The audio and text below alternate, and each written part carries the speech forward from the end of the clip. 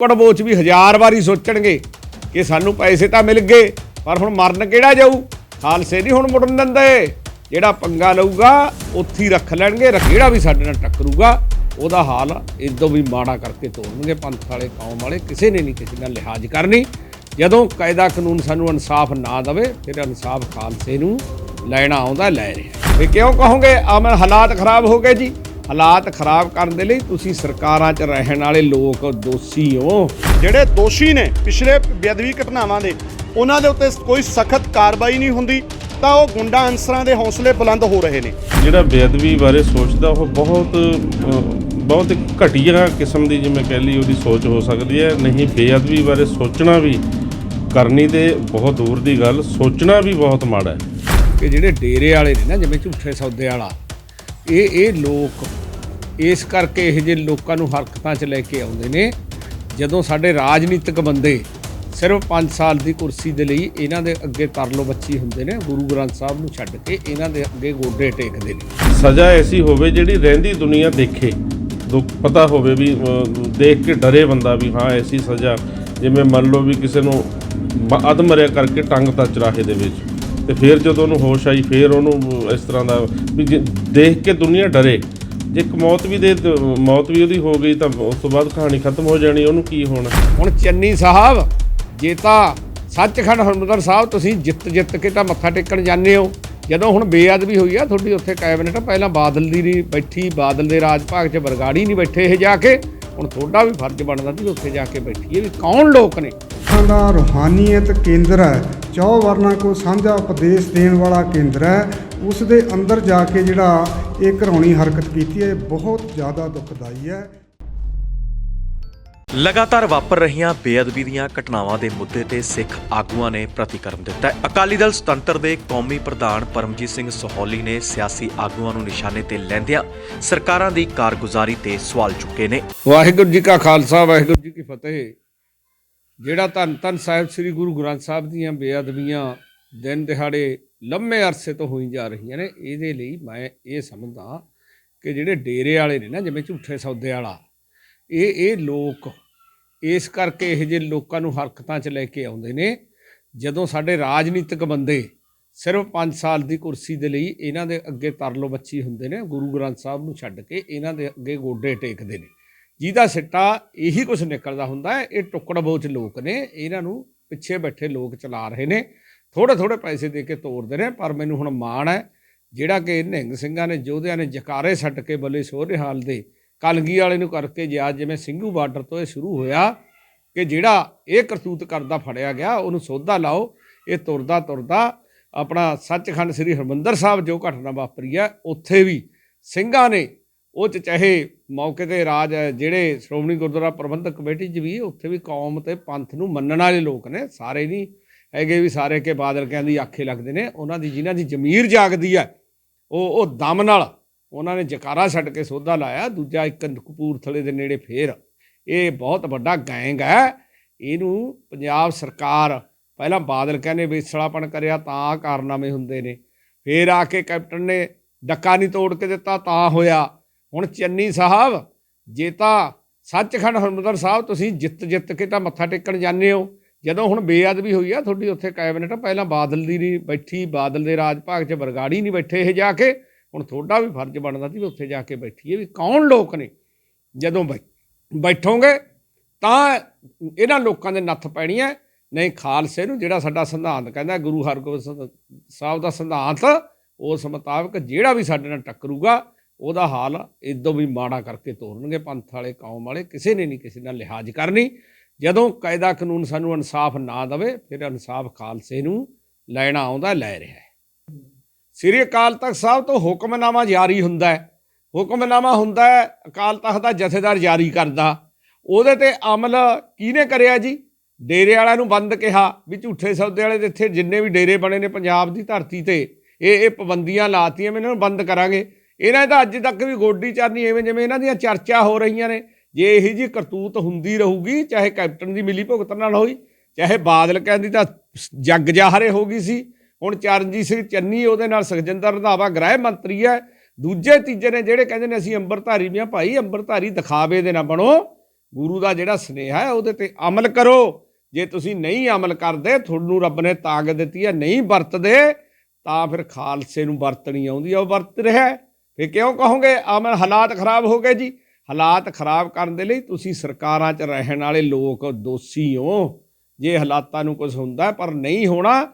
ਜਿਹੜੇ ਸ਼ਰਾਰਤੀ ਲੋਕ ਨੇ ਹੁਣ ਟੁੱਕੜ ਬੋਚ ਵੀ 1000 ਵਾਰੀ ਸੋਚਣਗੇ ਕਿ ਸਾਨੂੰ ਪੈਸੇ ਤਾਂ ਮਿਲ ਗਏ, ਪਰ ਹੁਣ ਮਰਨ ਕਿਹੜਾ ਜਾਊ?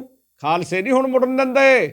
ਜਿਹੜਾ ਪੰਗਾ ਲਊਗਾ ਉੱਥੇ ਹੀ ਰੱਖ ਲੈਣਗੇ, ਰੱਖੀ ਜਾ ਰਹੇ ਨੇ। ਹੁਣ ਤਾਂ ਤੀਜੀ ਦਫਾ ਹੋ ਲਿਆ ਨਾ, ਅੱਗੇ ਲਿਓ ਪੰਗਾ, ਫੇਰ ਦੇਖਿਓ ਤੁਹਾਨੂੰ ਕਿਵੇਂ ਚਾਟਾ ਸਿਖਾ ਦਿਆਂ, ਖਾਲੀ ਨਹੀਂ ਜਾਣ ਦੇਵਾਂਗੇ। ਇਹੀ ਕੁਝ ਹੋਣਾ ਤੁਹਾਡੇ ਨਾਲ। ਸਿੱਖ ਪ੍ਰਚਾਰਕ ਭਾਈ ਹਰਜਿੰਦਰ ਸਿੰਘ ਮਾਝੀ ਦਾ ਕਹਿਣਾ ਹੈ ਕਿ ਬੇਅਦਬੀ ਦੀਆਂ ਘਟਨਾਵਾਂ ਵਾਪਰਨ ਦਾ ਕਾਰਨ ਹੈ ਕਿ ਪਹਿਲਾਂ ਵਾਪਰੀਆਂ ਘਟਨਾਵਾਂ ਦੇ ਮਾਮਲੇ 'ਚ ਕੋਈ ਕਾਰਵਾਈ ਨਹੀਂ ਹੋਈ, ਜਿਸ ਦੇ ਚੱਲਦਿਆਂ ਗੁੰਡਾ ਅਨਸਰਾਂ ਦੇ ਹੌਸਲੇ ਬੁਲੰਦ ਹੋਏ ਨੇ।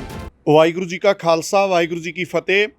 ਸ਼੍ਰੀ ਗੁਰੂ ਗ੍ਰੰਥ ਸਾਹਿਬ ਪਾਤਸ਼ਾਹ ਜੀ ਦੀਆਂ ਬੇਅਦਬੀਆਂ ਪਹਿਲਾਂ ਬੰਦੇ ਚੋਰੀਆਂ ਛਪੋਰੀਆਂ ਕਰਦੇ ਸੀ, ਪਰ ਉਹਨਾਂ ਦੇ ਹੌਸਲੇ ਇੰਨੇ ਵੱਧ ਗਏ। ਬਰਗਾੜੀ ਵਿੱਚ ਉਹਨਾਂ ਨੇ ਪਹਿਲਾਂ ਪੋਸਟਰ ਲਾ ਕੇ ਬੇਅਦਬੀ ਕੀਤੀ, ਹੁਣ ਉਹ ਇਸ ਤੋਂ ਅੱਗੇ ਚਲੇ ਗਏ। ਸ੍ਰੀ ਤਖਤ ਕੇਸਗੜ੍ਹ ਸਾਹਿਬ ਵਿਖੇ ਵੀ ਪਿਛਲੇ ਦਿਨਾਂ 'ਚ ਬੇਅਦਬੀ ਕਰਨ ਦਾ ਯਤਨ ਕੀਤਾ ਗਿਆ, ਔਰ ਦਰਬਾਰ ਸਾਹਿਬ ਜਿਹੜਾ ਸਿੱਖੀ ਦਾ ਸੈਂਟਰ ਹੈ, ਇੱਥੋਂ ਤੱਕ ਉਹ ਇਸ ਕਰਕੇ ਪਹੁੰਚ ਚੁੱਕੇ ਨੇ ਕਿਉਂਕਿ ਇਹਦਾ ਪਹਿਲਾ ਕਾਰਨ ਹੈ ਕਿ ਸਖਤ ਕਾਰਵਾਈ ਹੈ। ਜਿਹੜੇ ਦੋਸ਼ੀ ਨੇ ਪਿਛਲੇ ਬੇਅਦਬੀ ਘਟਨਾਵਾਂ ਦੇ, ਉਹਨਾਂ ਦੇ ਉੱਤੇ ਕੋਈ ਸਖਤ ਕਾਰਵਾਈ ਨਹੀਂ ਹੁੰਦੀ, ਤਾਂ ਉਹ ਗੁੰਡਾ ਅਨਸਰਾਂ ਦੇ ਹੌਸਲੇ ਬੁਲੰਦ ਹੋ ਰਹੇ ਨੇ। ਦੂਜਾ ਮੈਂ ਇਹ ਕਹਿਣਾ ਚਾਹੁੰਦਾ ਕਿ ਜਿਹੜਾ ਬੇਅਦਬੀ ਘਟਨਾ ਕੋਈ ਕਰਦਾ ਹੈ, ਉਹਦੇ ਲਈ ਜਿਹੜਾ ਜੱਜ ਸਾਹਿਬ ਨੇ ਸਜ਼ਾ ਦੇਣੀ ਹੈ, ਸਜ਼ਾ ਤਾਂ ਕਾਨੂੰਨ ਮੁਤਾਬਕ ਹੀ ਮਿਲੂਗੀ ਨਾ। ਉਹ ਕਾਨੂੰਨ ਕੀ ਬਣਿਆ ਹੋਇਆ? ਸਿਰਫ 295A, ਜਿਹੜਾ ਬੇਅਦਬੀ ਵਰਗੀਆਂ ਵੱਡੀਆਂ ਘਟਨਾਵਾਂ ਦੇ ਸਾਹਮਣੇ ਉਹ ਕਾਨੂੰਨ ਬਹੁਤ ਬੌਨਾ ਬਣਿਆ ਹੋਇਆ ਹੈ, ਜਿਹਦੇ ਮੁਤਾਬਕ ਮੈਜਿਸਟ੍ਰੇਟ ਦੇ ਵਿੱਚ ਜਿਹੜਾ ਕੇਸ ਹੈ ਉਹ ਚੱਲਦਾ ਹੈ, ਔਰ ਵੱਧ ਤੋਂ ਵੱਧ 3 ਸਾਲ ਦੀ ਕੈਦ ਹੋ ਸਕਦੀ ਹੈ, ਜਿਹੜੀ ਕਿ ਮੇਰੇ ਧਿਆਨ ਵਿੱਚ ਨਹੀਂ ਕਿਸੇ ਨੂੰ ਹੋਈ ਹੋਵੇ। ਬੰਦੇ ਬੇਅਦਬੀ ਕਰਦੇ ਆ, ਜ਼ਮਾਨਤਾਂ ਤੇ ਫਟਾਫਟ ਬਾਹਰ ਆ ਜਾਂਦੇ ਆ। ਸੋ ਇਸ ਲਈ ਮੈਂ ਬੇਨਤੀ ਕਰਨੀ ਚਾਹੁੰਦਾ ਕਿ ਇਹ ਪੰਜਾਬ ਦੀ ਲੀਡਰਸ਼ਿਪ ਕੀ ਕਰ ਰਹੀ ਆ? ਕੀ ਇਹਨਾਂ ਨੂੰ ਨਹੀਂ ਸੀ ਚਾਹੀਦਾ ਕਿ ਇਹ 295A ਧਾਰਾ ਦੇ ਵਿੱਚ ਸੋਧ ਕੀਤੀ ਜਾਵੇ ਔਰ ਇਹਦਾ ਮਤਾ ਪਾ ਕੇ ਸੈਂਟਰ 'ਚ ਭੇਜਣ? ਬੀਜੇਪੀ ਗੌਰਮੈਂਟ ਹੈ ਜਿਹੜੀ ਸੈਂਟਰ ਦੀ, ਉਹਨਾਂ ਨੂੰ ਚਾਹੀਦਾ ਤੁਰੰਤ ਇਹਦੇ 'ਚ ਸੋਧ ਕਰਨ। ਮੈਂ ਕਹਿੰਦਾ ਘੱਟੋ ਘੱਟ ਉਮਰ ਕੈਦ ਤਾਂ ਹੋਵੇ, ਫਾਂਸੀ ਲੱਗ ਜੇ ਭਾਵਾਂ, ਘੱਟੋ ਘੱਟ ਉਮਰ ਕੈਦ ਤਾਂ ਹੋਵੇ। ਜਿਹੜਾ ਗੁਰੂ ਗ੍ਰੰਥ ਸਾਹਿਬ ਆ, ਭਾਵੇਂ ਪਵਿੱਤਰ ਗੀਤਾ, ਪਵਿੱਤਰ ਕੁਰਾਨ ਸ਼ਰੀਫ ਹੈ, ਪਵਿੱਤਰ ਬਾਈਬਲ ਹੈ, ਕੋਈ ਧਰਮ ਗ੍ਰੰਥ ਹੈ, ਜਿਹੜਾ ਕੋਈ ਬੇਅਦਬੀ ਕਰੇ ਉਹਨੂੰ ਉਮਰ ਕੈਦ ਹੋਣੀ ਚਾਹੀਦੀ ਹੈ। ਜਿਹੜਾ ਕੇਸ ਹੈ ਉਹ ਸੈਸ਼ਨ ਕੋਰਟ ਦੇ ਵਿੱਚ ਘੱਟੋ ਘੱਟ ਚੱਲੇ। ਤਾਂ ਇਹ ਬਹੁਤ ਸਾਰੀਆਂ ਕਮੀਆਂ ਨੇ। ਜਦੋਂ ਇੱਥੇ ਇਹੋ ਜਿਹਾ ਕੁਝ ਹੁੰਦਾ ਨਹੀਂ, ਜਦੋਂ ਕਾਨੂੰਨ ਬੌਨਾ ਹੁੰਦਾ ਹੈ, ਫਿਰ ਲੋਕ ਕਾਨੂੰਨ ਨੂੰ ਆਪਣੇ ਹੱਥ ਵਿੱਚ ਲੈਂਦੇ ਆ। ਫਿਰ ਹੁਣ ਦੇਖਿਆ ਪਿਛਲੇ ਦਿਨੀ ਜਿਵੇਂ ਸੰਗਤ ਨੇ ਆਪ ਮੁਹਾਰੇ ਉੱਥੇ ਜਿਹੜਾ ਉਹਨਾਂ ਨੂੰ ਮੌਤ ਦੇ ਘਾਟ ਉਤਾਰਿਆ, ਸੋਧਾ ਲਾਇਆ। ਸੋ ਇਸ ਕਰਕੇ ਇਹ ਸਿੱਖਾਂ ਦੀ ਮਜਬੂਰੀ ਬਣ ਗਈ ਹੁਣ। ਇਸ ਕਰਕੇ ਇਹ ਇਸ ਤਰ੍ਹਾਂ ਦੀਆਂ ਘਟਨਾਵਾਂ ਜਿਹੜੀਆਂ ਨੇ ਵਾਪਰ ਰਹੀਆਂ ਨੇ, ਸੋਧਾ ਲਾਉਣਾ। ਬੜੇ ਬੰਦੇ ਕਹਿੰਦੇ ਜੀ ਕਾਨੂੰਨ ਹੱਥ 'ਚ ਲੈ ਲਿਆ। ਕਾਨੂੰਨ ਇਸੇ ਕਰਕੇ ਮਜਬੂਰੀ ਵਸ ਹੱਥ 'ਚ ਲਿਆ ਕਿਉਂਕਿ ਬਾਰ-ਬਾਰ ਮਹਾਰਾਜ ਦੇ ਅੰਕ ਨੇ ਜਿਹੜੇ ਉਹ ਪਾੜੇ ਜਾ ਰਹੇ ਨੇ। ਪਰ ਮੈਂ ਆਪ ਜੀ ਦੇ ਮਾਧਿਅਮ ਰਾਹੀਂ ਬੇਨਤੀ ਕਰਨੀ ਚਾਹੁੰਦਾ ਦੁਨੀਆ ਭਰ ਵਿੱਚ ਵਸਦੇ ਹੋਏ ਸਿੱਖਾਂ ਨੂੰ ਕਿ ਵਿਚਾਰਧਾਰਕ ਬਖਰੇਵਿਆਂ ਤੋਂ ਉੱਪਰ ਉੱਠ ਕੇ ਕਾਮਨ ਮਿਨੀਮਮ ਪ੍ਰੋਗਰਾਮ ਬਣਾਈਏ, ਸਾਂਝ ਬਣਾਈਏ ਆਪਸੀ, ਔਰ ਇਹਦੇ ਨਾਲ ਗੁਰਦੁਆਰਿਆਂ 'ਚ ਸਖਤ ਪਹਿਰੇ ਲਾਈਏ ਤਾਂ ਜੋ ਕੋਈ ਵੀ ਇਹੋ ਜਿਹੀ ਘਟਨਾ ਨੂੰ ਅੰਜਾਮ ਨਾ ਦੇ ਸਕੇ। ਅਸੀਂ ਸੁੱਤੇ ਹੁੰਦੇ ਹਾਂ ਫੇਰ ਹੀ ਕੋਈ ਇਹੋ ਜਿਹੀਆਂ ਹਰਕਤਾਂ ਕਰਨ ਵਾਲੇ ਪਾਸੇ ਬੰਦੇ ਵੱਧਦੇ ਆ। ਗੁਰਦੁਆਰਿਆਂ 'ਚ ਪਹਿਰਿਆਂ ਦਾ ਪ੍ਰਬੰਧ ਕਰੋ, ਲੌਕ ਸਿਸਟਮ ਦਾ ਪ੍ਰਬੰਧ ਕਰੋ, ਤੇ ਸਾਨੂੰ ਖੁਦ ਹੀ ਜਿਹੜਾ ਜਾਗਣਾ ਚਾਹੀਦਾ। ਔਰ ਜਿਹੜਾ ਝੂਠੇ ਪੁਲਿਸ ਮੁਕਾਬਲਿਆਂ ਦੇ ਵਿੱਚ ਸਾਡੀ ਜਵਾਨੀ ਪਿੱਛੇ ਮਾਰੀ ਸੀ, ਇਸ ਤਰ੍ਹਾਂ ਦਾ ਮਾਹੌਲ ਹੈ ਜਿਹੜਾ ਤਿਆਰ ਕੀਤਾ ਜਾ ਰਿਹਾ। ਸਿੱਖ ਜਵਾਨੀ ਨੂੰ ਬਹੁਤ ਸੰਭਲ ਕੇ ਸੁਚੇਤ ਹੋ ਕੇ ਸਮਾਜ ਵਿੱਚ ਵਿਚਰਨਾ ਪਊਗਾ। ਸਿੱਖ ਆਗੂ ਭਾਈ ਬਲਜੀਤ ਸਿੰਘ ਟੋਡਰਵਾਲ ਤੇ ਕਥਾਵਾਚਕ ਭਾਈ ਜਗਜੀਤ ਸਿੰਘ ਸੰਗਤਪੁਰਾ ਨੇ ਵੀ ਬੇਅਦਬੀ ਮਾਮਲਿਆਂ ਤੇ ਪ੍ਰਤੀਕਰਮ ਦਿੱਤਾ ਹੈ। ਆਪਣਾ ਥੂਹੀ ਸਾਹਿਬ, ਪਹਿਲੀ ਗੱਲ ਤੇ ਜਿਹੜਾ ਬੇਅਦਬੀ ਸ਼ਬਦ ਹੈ ਇਹੀ ਬਹੁਤ ਮੰਦਭਾਗਾ ਹੈ। ਤੇ ਜਦੋਂ ਤੋਂ ਬੇਅਦਬੀਆਂ ਦਾ ਦੌਰ ਚੱਲਿਆ ਤੇ ਬੇਅਦਬੀ ਵੀ ਉਸ ਗੁਰੂ ਦੀ ਜਿਹੜਾ ਗੁਰੂ ਸਾਰਿਆਂ ਦਾ ਭਲਾ ਮੰਗਦਾ, ਜਿਹੜਾ ਸਰਬੱਤ ਨੂੰ ਉਪਦੇਸ਼ ਦਿੰਦਾ ਵੀ ਏਕ ਪਿਤਾ ਏਕਸ ਕੇ ਹਮ ਬਾਰਕ ਤੂੰ ਮੇਰਾ ਗੁਰਹਾਈ, ਜਾਂ ਕਹਿੰਦੇ ਆ ਵੀ ਅਵਲ ਅਲਹ ਨੂਰ ਉਪਾਇਆ ਕੁਦਰਤ ਕੇ ਸਭ ਬੰਦੇ ਏਕ ਨੂਰ ਤੇ ਸਭ ਜਗ ਉਪਜਿਆ ਕੌਣ ਭਲੇ ਕੋ ਮੰਦੇ। ਐਸਾ ਸਾਂਝੀਵਾਲਤਾ ਦਾ ਉਪਦੇਸ਼ ਦੇਣ ਵਾਲਾ ਗੁਰੂ। ਤੇ ਉਹਨਾਂ ਦੇ ਜਿਹੜਾ ਬੇਅਦਬੀ ਬਾਰੇ ਸੋਚਦਾ ਉਹ ਬਹੁਤ ਇੱਕ ਘਟੀਆ ਕਿਸਮ ਦੀ, ਜਿਵੇਂ ਕਹਿ ਲਈ, ਉਹਦੀ ਸੋਚ ਹੋ ਸਕਦੀ ਹੈ। ਨਹੀਂ, ਬੇਅਦਬੀ ਬਾਰੇ ਸੋਚਣਾ ਵੀ, ਕਰਨੀ ਤੇ ਬਹੁਤ ਦੂਰ ਦੀ ਗੱਲ, ਸੋਚਣਾ ਵੀ ਬਹੁਤ ਮਾੜਾ ਹੈ। ਜਿੱਥੋਂ ਤੱਕ ਜ਼ਿੰਮੇਵਾਰੀ ਵਾਲੀ ਗੱਲ ਹੈ, ਹੁਣ ਜ਼ਿੰਮੇਵਾਰੀ ਦੀ ਗੱਲ ਤਾਂ ਇਹ ਵੀ ਹਾਲੇ ਤੱਕ ਜਿੰਨੀਆਂ ਬੇਅਦਬੀਆਂ ਹੋਈਆਂ ਉਹਨਾਂ ਨੂੰ ਕਿਸੇ ਵੀ ਕਿਸਮ ਦਾ ਜਿਹੜਾ ਸੰਗਤ ਦੇ ਸਾਹਮਣੇ ਨਹੀਂ ਲਿਆਂਦਾ ਗਿਆ ਵੀ ਉਹਦਾ ਕੋਈ ਇਨਸਾਫ ਹੋਇਆ ਹੋਵੇ ਜਾਂ ਸਾਹਮਣੇ ਆਈ ਹੋਵੇ ਗੱਲ ਵੀ ਇਹਦੇ ਪਿੱਛੇ ਕੌਣ ਸੀ, ਕੀ ਉਹਦੀ ਮਨਸ਼ਾ ਸੀ, ਕਿਉਂ ਕਰਵਾਈ ਗਈ। ਜੇ ਹੁਣ ਸਿਆਸੀ ਲੋਕਾਂ ਦੀ ਗੱਲ ਕਰਦੇ ਆ ਵੀ ਉਸ ਟਾਈਮ ਜਿਹੜਾ ਸ਼ੁਰੂ ਦੇ ਵਿੱਚ ਬੇਅਦਬੀਆਂ ਹੋਈਆਂ ਉਦੋਂ ਜਿਹੜਾ ਇਲਜ਼ਾਮ ਲੱਗਿਆ ਅਕਾਲੀ ਦਲ ਤੇ, ਜੇ ਦੇਖਿਆ ਜਾਵੇ ਅਕਾਲੀ ਦਲ ਦਾ ਤਾਂ ਉਲਟਾ ਨੁਕਸਾਨ ਹੋਇਆ ਉਸ ਸਮੇਂ। ਉਸ ਵੇਲੇ ਉਹਨਾਂ ਦੀ ਜਿਹੜੀ ਹਾਰ ਹੋਈ। ਜੇ ਕੋਈ ਉਹਨਾਂ ਨੂੰ ਕੋਈ ਇਹ ਸੀਗਾ ਵੀ ਉਹਨਾਂ ਨੂੰ ਬੇਅਦਬੀਆਂ ਕਰਾ ਕੇ ਕੋਈ ਬੈਨੀਫਿਟ ਹੁੰਦਾ ਸੀ ਤਾਂ ਉਹ ਜਿੱਤਣੇ ਚਾਹੀਦੇ ਸੀ। ਪਰ ਇਸ ਦੇ ਉਲਟ ਗੱਲ ਇਹ ਆ ਵੀ ਫਿਰ ਉਦੋਂ ਤੋਂ ਲਾ ਕੇ ਸਰਕਾਰ ਵੀ, ਹੁਣ ਤਾਂ ਸਰਕਾਰ ਵੀ ਕਾਂਗਰਸ ਦੀ ਹੈ, ਕੈਪਟਨ ਸਾਹਿਬ ਦੀ ਰਹੀ, ਹੁਣ ਚੰਨੀ ਸਾਹਿਬ ਨੇ, ਤੇ ਹੁਣ ਵੀ ਇਹ ਰੁਕਣ ਦਾ ਨਾਮ ਨਹੀਂ ਲੈ ਰਹੀਆਂ। ਤੇ ਇਹਦੇ ਪਿੱਛੇ ਜਿਹੜੀ ਵੀ ਕੋਈ ਏਜੰਸੀ ਹੈ ਜਾਂ ਜੋ ਵੀ ਇਹ ਕਰਵਾ ਰਿਹਾ ਹੈ ਤਾਂ ਠੀਕ ਹੈ, ਗਲਤ ਹੋ ਪਿੰਡ ਹਟੋ। ਸੋਈ ਸਾਹਿਬ ਗੱਲ ਇਹ ਹੈ ਵੀ ਕਾਨੂੰਨ ਇੱਕ ਐਸਾ ਹੋਣਾ ਚਾਹੀਦਾ ਮੇਰੇ ਹਿਸਾਬ ਨਾਲ ਤਾਂ ਵੀ ਸਜ਼ਾ, ਜੇ ਹੁਣ ਮੌਤ ਦੀ ਸਜ਼ਾ ਵੀ ਹੈ, ਜੇ ਇੱਕ ਬੰਦੇ ਨੂੰ ਮੌਤ ਹੋ ਗਈ ਉਸ ਤੋਂ ਬਾਅਦ ਜਿਵੇਂ ਹੁਣ ਜਿਹੜੀ ਕੱਲ੍ਹ ਦੀ ਦੁਰਘਟਨਾ ਹੋਈ ਹੈ ਉਹ ਉਸ ਸਮੇਂ ਜੋ ਉੱਥੇ ਦੀ ਸੰਗਤ ਸੀ ਜਾਂ ਭੀੜ ਸੀ ਉਹਨਾਂ ਨੇ ਉਹ ਕੁੱਟ ਕੇ ਮਾਰਤਾ, ਉਹ ਖਤਮ ਹੋ ਗਿਆ, ਨਾਲ ਹੀ ਸਾਰਾ ਕੁਝ ਖਤਮ ਹੋ ਗਿਆ। ਸਜ਼ਾ ਐਸੀ ਹੋਵੇ ਜਿਹੜੀ ਰਹਿੰਦੀ ਦੁਨੀਆ ਦੇਖੇ, ਪਤਾ ਹੋਵੇ ਵੀ ਦੇਖ ਕੇ ਡਰੇ ਬੰਦਾ ਵੀ ਹਾਂ ਐਸੀ ਸਜ਼ਾ, ਜਿਵੇਂ ਮੰਨ ਲਓ ਵੀ ਕਿਸੇ ਨੂੰ ਅਧਮਰਿਆ ਕਰਕੇ ਟੰਗਤਾ ਚੁਰਾਹੇ ਦੇ ਵਿੱਚ, ਤੇ ਫਿਰ ਜਦੋਂ ਉਹਨੂੰ ਹੋਸ਼ ਆਈ ਫਿਰ ਉਹਨੂੰ ਇਸ ਤਰ੍ਹਾਂ ਦਾ ਵੀ ਦੇਖ ਕੇ ਦੁਨੀਆ ਡਰੇ।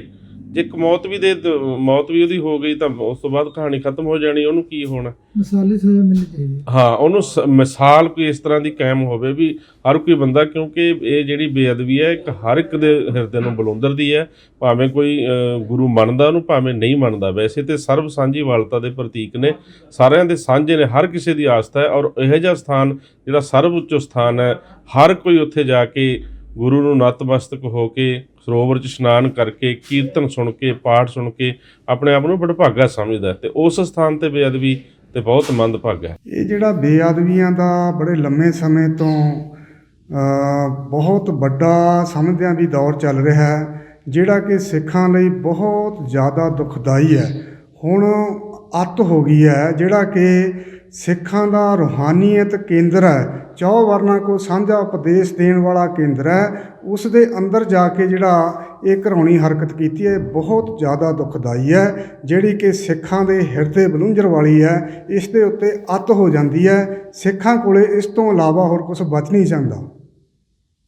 ਦੇਖੋ, ਜੋ ਅੱਜ ਦੀ ਘਟਨਾ ਵਾਪਰੀ ਹੈ ਪਿਛਲੇ ਦਿਨੀ ਦਰਬਾਰ ਸਾਹਿਬ ਵਿਖੇ, ਉਹ ਸ਼੍ਰੋਮਣੀ ਕਮੇਟੀ ਦੇ ਮੁਲਾਜ਼ਮਾਂ ਨੇ ਵਧੀਆ ਆਪਦਾ ਰੋਲ ਅਦਾ ਕੀਤਾ, ਤੇ ਸਰਕਾਰਾਂ ਨੂੰ ਮੈਂ ਕਹਿਣਾ ਚਾਹੁੰਦਾ, ਜੇ ਚੰਨੀ ਸਰਕਾਰ ਤੇ ਡਿਪਟੀ ਸੀਐਮ ਬਾਰ-ਬਾਰ ਕਹਿ ਰਹੇ ਨੇ ਕਿ ਅਸੀਂ ਬੇਅਦਬੀਆਂ ਦਾ ਜਿਹੜਾ ਹਿਸਾਬ ਹੈ ਉਹ ਲਵਾਂਗੇ, ਬਰਗਾੜੀ ਦਾ ਜਿਹੜਾ ਹੈ ਕਾਨੂੰਨੀ ਕਟਹਿਰੇ ਵਿੱਚ ਲਿਆ ਕੇ ਖੜੇ ਕਰਾਂਗੇ ਉਹਨਾਂ ਦੋਸ਼ੀਆਂ ਨੂੰ, ਮੈਂ ਬੇਨਤੀ ਕਰਨੀ ਚਾਹੁੰਦਾ ਵੀ ਉਹਨਾਂ ਕੋਲੇ ਪੰਜਾਬ ਦੀ ਵਿਧਾਨ ਸਭਾ ਉਹਨਾਂ ਦੇ ਕੋਲ ਹੈ। ਅੱਜ ਹੁਣ ਤੋਂ ਹੀ ਜਿੰਨੀ ਛੇਤੀ ਹੋ ਸਕਦਾ ਹੈ ਵਿਧਾਨ ਸਭਾ ਦਾ ਸਪੈਸ਼ਲ ਸੈਸ਼ਨ ਸੱਦ ਕੇ ਬੇਅਦਬੀਆਂ ਦੇ ਲਈ, ਧਾਰਮਿਕ ਭਾਵਨਾਵਾਂ ਦੇ ਨਾਲ ਜੇ ਕੋਈ ਖਿਲਵਾੜ ਕਰਦਾ ਉਹਨਾਂ ਲਈ ਇੱਕ ਮਤਾ ਪਾ ਕੇ ਕੇਂਦਰ ਸਰਕਾਰ ਨੂੰ ਦੇਣ। ਕੇਂਦਰ ਸਰਕਾਰ ਉਸ ਦੇ ਉੱਤੇ ਕੋਈ ਸਖਤ ਕਾਨੂੰਨ ਬਣਾ ਕੇ ਇਸ ਨੂੰ ਅਪਣਾਵੇ, ਤਾਂ ਕਿ ਜਿਹੜੀਆਂ ਆਉਣ ਵਾਲੇ ਸਮੇਂ ਦੇ ਵਿੱਚ ਇਸ ਤਰ੍ਹਾਂ ਦੀਆਂ ਘਟਨਾਵਾਂ ਨੇ ਉਹਨਾਂ ਉੱਤੇ ਠੱਲ ਪਾਈ ਜਾ ਸਕੇ। ਦੱਸਦੇ ਕਿ ਸ਼੍ਰੀ ਦਰਬਾਰ ਸਾਹਿਬ ਅਤੇ ਕਪੂਰਥਲਾ 'ਚ ਵਾਪਰੀਆਂ ਬੇਅਦਬੀ ਦੀਆਂ ਘਟਨਾਵਾਂ ਤੋਂ ਬਾਅਦ ਸਿੱਖ ਸੰਗਤ 'ਚ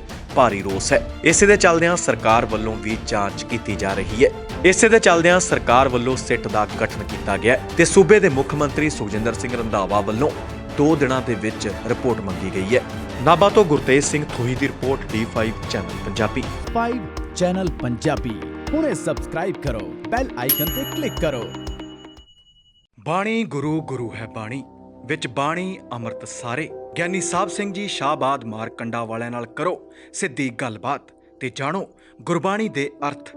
ਰੋਜ਼ਾਨਾ ਪਾਠ ਕਰਨ ਵਾਲੇ ਇਹ ਪ੍ਰੋਗਰਾਮ ਜ਼ਰੂਰ ਦੇਖਣ ਤੇ ਗੁਰੂ ਸਾਹਿਬ ਦੀਆਂ ਅਸੀਸਾਂ ਦੇ ਪਾਤਰ ਬਣਨ। ਦੇਖਣਾ ਨਾ ਭੁੱਲਣਾ ਸਾਡਾ ਖਾਸ ਪ੍ਰੋਗਰਾਮ ਗੁਰਬਾਣੀ ਗਿਆਨ, ਐਤਵਾਰ ਸਵੇਰੇ 7 ਤੋਂ 8 ਵਜੇ ਤੱਕ D5 ਚੈਨਲ ਪੰਜਾਬੀ ਤੇ। ਕੀ ਹੁੰਦੀ ਹੈ ਜਮਾਬੰਦੀ, ਕਿਵੇਂ ਬਣਦੀ ਹੈ ਵਸੀਅਤ, ਜ਼ਮੀਨ ਜਾਇਦਾਦ ਦੇ ਹਰ ਮਸਲੇ ਤੇ ਕਰਾਂਗੇ ਚਰਚਾ। ਦੇਖਣਾ ਨਾ ਭੁੱਲਣਾ ਸਾਡਾ ਖਾਸ ਪ੍ਰੋਗਰਾਮ naibtehsildar.com ਕਾਨੂੰਨ ਜਾਇਦਾਦ ਦਾ।